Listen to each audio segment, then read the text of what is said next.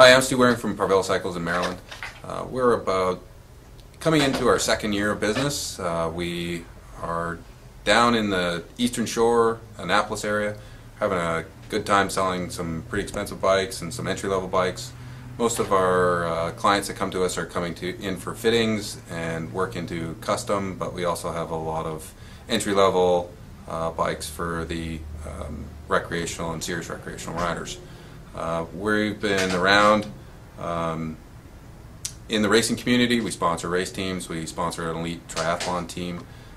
Road and tri are probably our principal sports. Most of the time our clients are coming in to buy something. We don't get a lot of walk-ins. We get more of a destination store, so they're coming in here for a purpose, and we get to spend as much time as each person needs. So initially, when we opened our store, we focused with Giant, and we brought in Orbea. Those were our two bread and butter lines. Giant's got a great diversity of kids bikes all the way up to mountain bikes and triathlon bikes, and obviously high-end road bikes. Orbea was something that was unique. It wasn't very well carried in the area, so it was something that we were looking for that was not what was being offered in all the other stores. And then we added in Guru, which was a custom line, and it was made it available for us to be able to get their dynamic fit unit.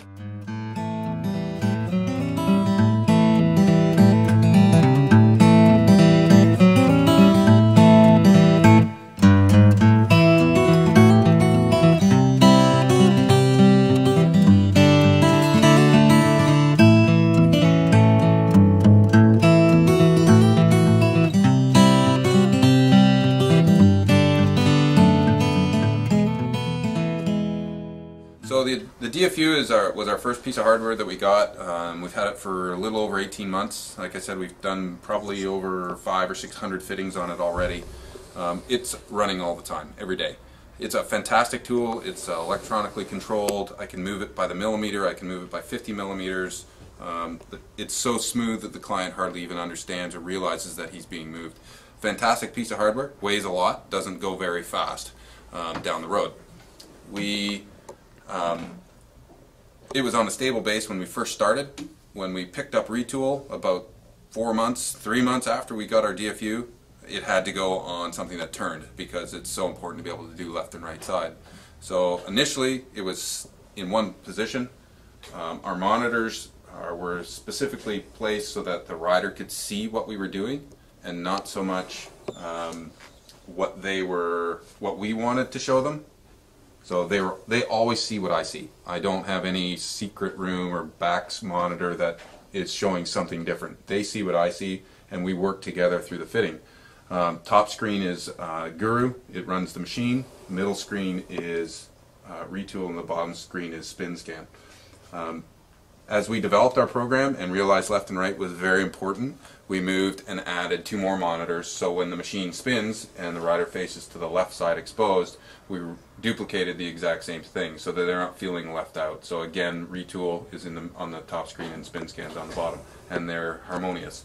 So it allows us to go back and forth spinning with the wireless system that the Vantage system now has.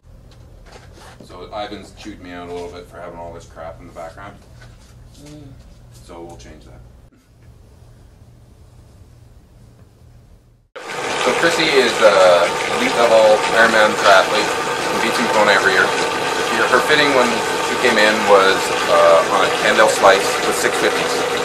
We wanted to get rid of the 650s, bring her back up to 700s, which was going to require a custom fit because Crissy's 5 foot tall, 100 pounds. And the original position had her a little bit too far back, had her hips closed, and bad placement of her hands on the elbow pads. We set up the DFU based on her original 650 bike, and this is the existing position. We had her on a different style saddle, which we've already changed out to something a little better, a little bit more comfortable for her, and she had a slightly different handlebar. So we've already made these upgrades and changes, so it's not exactly default position where we would have normally started when we first worked with her. The position currently now has her back up too high. She's catching a little bit too much wind. Her neck will be comfortable, but she's suffering aerodynamically. And being at a high level athlete that she is, she can learn to suffer a little bit more than the average person, so we are going to make her a little bit more aggressive. And we are set up with 2 wireless harnesses so that she will be able to have full dynamic from left to right without moving in her position. The extension was in the 40s, too high, hip angle closed, not bad, but can be improved. But we've already moved her to from 170 cranks to 165s. Back angle's way too high for an Ironman level triathlete. So we're going to move her down. So here comes the move.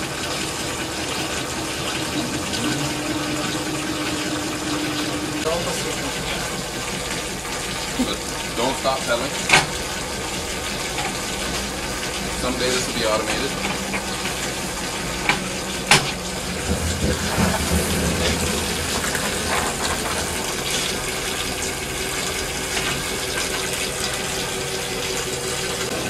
And now we're running completely dynamic on the left. As we change the position, she has to stop pedaling, and we'll get full dynamic from one side to the other. We can spin back and forth as much as we want, because we can just flip the 2 wireless harnesses that we use on and off, and she never stops. And then before I have an idea of what her right side looks like, we can save this and quickly spin back. Got it. Save it, and now we go quickly back to the right without her moving, and we get full dynamic on both sides.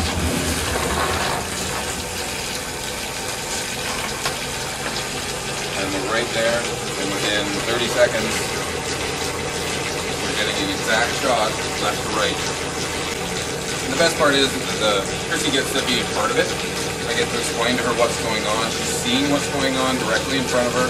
We position the TVs at such an angle that her neck's not going to be irritated.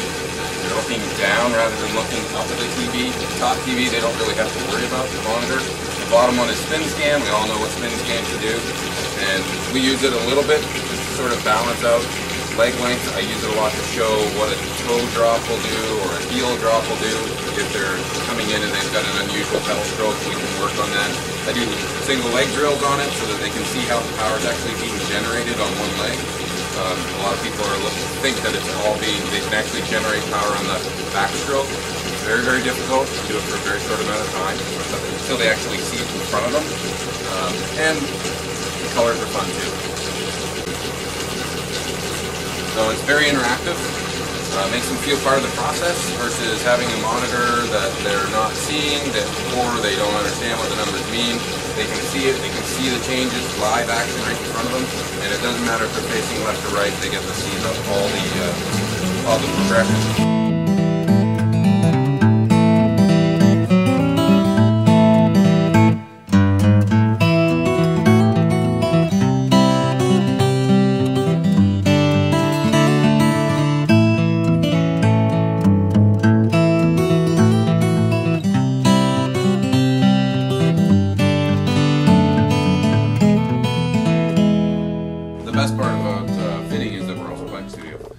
We sell bikes and we do a lot of custom work.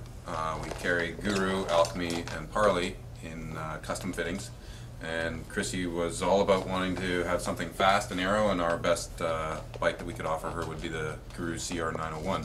And total custom, you can see it is tiny, but it's got 700 series wheels. So they did what we asked them to do, and it came out pretty spectacular. She was able to pick the colors. Like I said, totally custom, and it's one of the only aero frames I know out there that is as smooth as possible that would actually be able to fit her. So, and the biggest thing totally is the 165 cranks, the bike fitting absolutely perfectly, and it being aero and go fast. Thank you!